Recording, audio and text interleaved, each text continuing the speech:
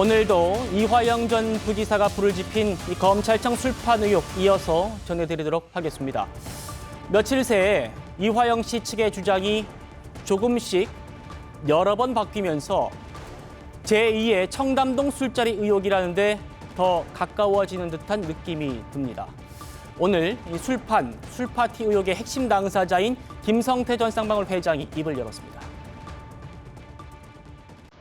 CCTV, 출장 기록, 또 소환된 기록, 담당 교도관들의 진술하면 간단하죠.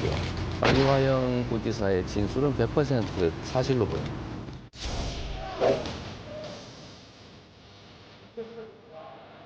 다섯 시쯤 예. 김성태가 박을 시켜서 예. 연어를 사오라고 했다.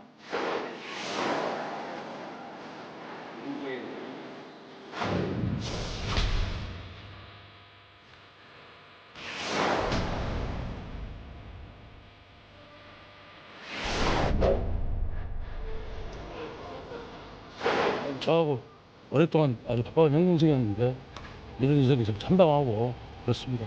마음이 아픕니다. 근데 마음이 아프시다는 어떤 의미실지 전혀 사실이 아닙니다. 기억은 좀 전혀 안 나신다는 점. 기억이 아니고 불가능합니다.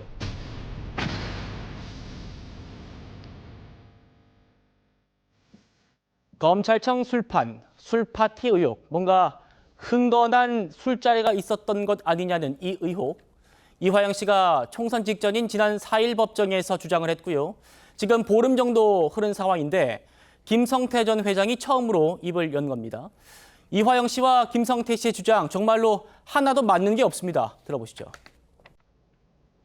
김성태가 검찰에서 연어 한 주에 술까지 먹었다. 뭐 술을 마실 수가 없어요. 그건 상식적이지 않습니다. 검찰 정사 안에서 이제 저녁 식사를 했다고 하는데 그런 적이 있는지. 뭐 주말을 조사할 때는 여기 안에서 밥을 먹습니다. 구청하면서. 김성태가 박을 시켜서 예. 연어를 사오라고 했다. 그 수원지검 바로 앞에 있는 예. 연어집인데 연어집. 그 집을 지명하면서 직원 시켜서 연어를 사오라고 했다 이런 주장도. 그건 상식적이지 않습니다. 김성태와 검찰이 자신을 회유 압박했기 때문에 자신이 받은 부담감이 엄청났다. 김성태가 자기에게 협조해주면 검찰이 다 약속했다. 검찰 쪽에서 진술에 대한 어떤 회유 그런 걸 좀 보시거나 회유를 좀 당하신 적 있으실까요? 아니, 전혀 뭐 그런 것 같고요. 검찰 청사 안에서 예. 회장님이 검찰에 협조해라 아니, 회의를 했다고 하는데. 그런 적은 없고요. 6월 30일 날 마지막 조사를 했고 기억이 정확하지 않아서 예. 하루 이틀 앞일 수도 있을 것 같은데 네. 하루 이틀 이후인 것 같다. 6월 28일, 7월 3일, 5일 좀 몇몇 날짜를 얘기하긴 했잖아요. 저는 날짜 이런 거 기억을 잘 못하겠어요. 아예 그냥 뭐 식사를 거의 뭐 저녁에 같이 한 적 그냥 없다. 사실 무근이다. 예. 자, 그 술자리 의혹, 술자리에 있었다는 그 사람들, 그 멤버들, 그 등장인물들이 하나하나씩 추가로 등장하고 있는 그런 상황입니다. 김성태 전 회장은요, 검찰청에서 술을 마시는 것도 본인이 직원한테 연어를 사오라고 시켰다는 것도 상식적이지 않다라고 주장했고, 이건 그동안 검찰 측의 주장과 일맥상통합니다. 김민수 대변인님. 네. 김성태 전 회장은 기억이 안 나는 게 아니라 불가능하다 이렇게 확실하게 단호하게 얘기를 하고 있습니다. 저도 뭐 학원에서 말하면 안 되겠지만은 감히 말씀드리면 예. 거짓말일 것이다. 네, 라고 말씀드리고 싶습니다. 먼저 말씀드리기 전에 이재명 대표는 지금 위증교사 혐의로 재판 중에 있다라는 말씀도 드리고 싶고요. 그리고 민주당과 이재명 대표의 이때까지의 이 싸움 방식, 정쟁의 방식들을 보면요. 확인하기 어려운 건들을 던져놓고 이슈화를 시킵니다. 그리고 이 이슈가 거짓말이라는 게 판명 날 때쯤에 진보 진영의 지지자나 상당수의 국민들은 마치 그 이슈가 진짜였던 것처럼 착각하게 만드는 전략들을 굉장히 많이 써왔습니다. 예. 뭐 동태탕도 그렇고요, 페라가모도 그렇고요. 네, 그리고 지금 청담동 술자리 사건 등도 그랬습니다. 근데 저는 이번에도 똑같은 전략이라고 봅니다. 예를 들어서 총선이 끝난 이후에 뜬금없이 지금 이화영 지사가 회유당했다라는 건데 술판을 벌리면서 회유당했다라는 겁니다. 이 건을 들고 나왔는데 이것은 앞으로의 이재명 대표가 가지고 있는 사법 리스크를 국민들의 여론을 통해서 지금 어느 정도 이렇게 가라앉혀 보겠다라는 전략도 분명히 포함되어 있을 거라고 봅니다. 왜냐하면은 지금 여기에서 지금 계속해서 거짓말이라는 것들이 나오고 있는데요. 이하영 지사의 이 진술 번복이 비단 이번에만 있었던 것이 아닙니다. 네. 23년 같은 경우에도 23년 5월에도요. 이미 이재명 대표에게 보고를 했었습니다. 그럼에도 불구하고 그 이후에 민주당 의원들이 다수가 찾아갔고요. 또 이제 민주당 당원들이 영치금 보내기 운동을 하면서 압박을 하기도 했었습니다. 예. 거꾸로 회유 작업이 일어났다라고도 볼 수 있는 정황이 있었습니다. 그러면 지금 이제 이하영 지사의 진술이 얼마나 신빙성이 있느냐 하는 것일 것인데 네. 지금 이 며칠 사이에 지금 일자가 일단 계속해서 변경되고 있고요. 네, 그리고 장소도 계속해서 변경되고 네. 있습니다. 그리고 또 38명의 교도관 전수조사를 했음에도 불구하고 이러한 사실을 본 적도 아는 바도 없다라고 지금 이 결과가 나오고 있습니다. 예. 그리고 이때까지 이 내용을 본다라고 하면은 일치가 가장 안 되는 것은 무엇이냐. 5월에 이미 이재명 대표에게 보고했다라고 했는데 6월 말에서 7월 초에 검사가 회유했다라는 것 자체가 논리적으로 맞지 예. 않습니다. 네, 그래서 이러한 부분들을 좀 볼 때 네. 이게 진술에 상당히 거짓일 확률이 높다라고 판단되어지고요. 이것을 섣불리 지금 이재명 대표와 민주당이 활용해서 정쟁적으로 나서고 있는 부분에 대해서는 굉장히 잘못하고 있는 행동이다라는 것까지 말씀드리겠습니다. 알겠습니다. 네.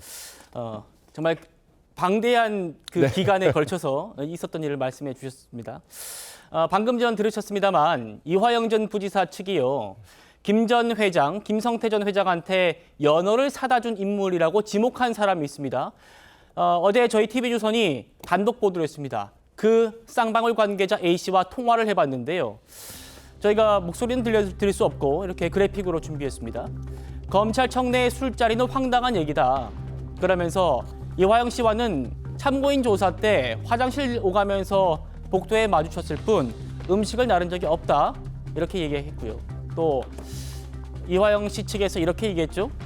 1층, 2층으로 음식물이 들어갈 수 없다고 하니까 그게 아니라 지하 1층으로도 들어갈 수 있어요. 라고 주장을 했는데 거기에 대한 또 반박이 나온 겁니다. 지하 1층으로 들어간 적이 없다. 실제로 검찰 측 관계자도 지하 1층으로 들어갈 수는 없다고 합니다. 그리고 1층과 2층에서 모두 신체 검사를 하기 때문에 음식도 들어갈 수 없다는 거고요. 수원지검에서도 이렇게 비공개 소환 때 지하로 부르는 경우는 있지만 음식물 반입은 금지된다. 이렇게 얘기를 했습니다. 자, 예, 정호기 의원님. 우선 두 가지 정황이 연상이 되는데요. 아까도 언급하신 그 청담동 술자리. 그때 그 첼리스트가 가수와 노래 제목을 얘기합니다. 그러면은 전혀 그 상황을 모르는 사람들은 이거 진짠가 보다 이런 착각을 하게 되거든요. 그런데 지금 이번에도 연어가 나오더라고요. 연어를 주문했다. 이런 얘기가 나오면서 지금 그 이화영 부지사 측의 변호사가 김광민이라는 사람 아닙니까? 얘기인즉슨 결국은 술자리 파티를 열어서 회유를 했고 그렇기 때문에 그 이재명 대표에게 보고했다. 이재명 대표가 방부 비용이라든지 또는 스마트팜과 관련해서 인지하고 있다. 이 얘기를 하려고 했다라는 거 아닙니까? 그런데 지금 그 시계열로 보면 말입니다. 6월 30일이 지금 핵심 일자인데 지금 저 사람들이 주장하는 거는 6월 30일에 이미 그 소위 조작을 이미 했고 술 파티는 저녁에 있었다는 거예요. 예. 그러면 말이 안 되잖아요. 회유를 해가지고 결국은 조작을 했어야 이게 시차가 맞는 거 아니에요? 네네. 그런데 이미 조작을 했는데 설사 그게 6월 30일이라 하더라도 이미 이재명 대표, 당시 경기지사에게 보고를 했다라고 썼던 날짜가 6월 30일인데 술파티는 6월 30일 밤에 있었다라는 것이고 또 이미 이화영 측에서 이재명 지사에게 보고했다라는 날짜는 그보다 훨씬 전인 것으로 알려져 있습니다. 그리고 참고로요.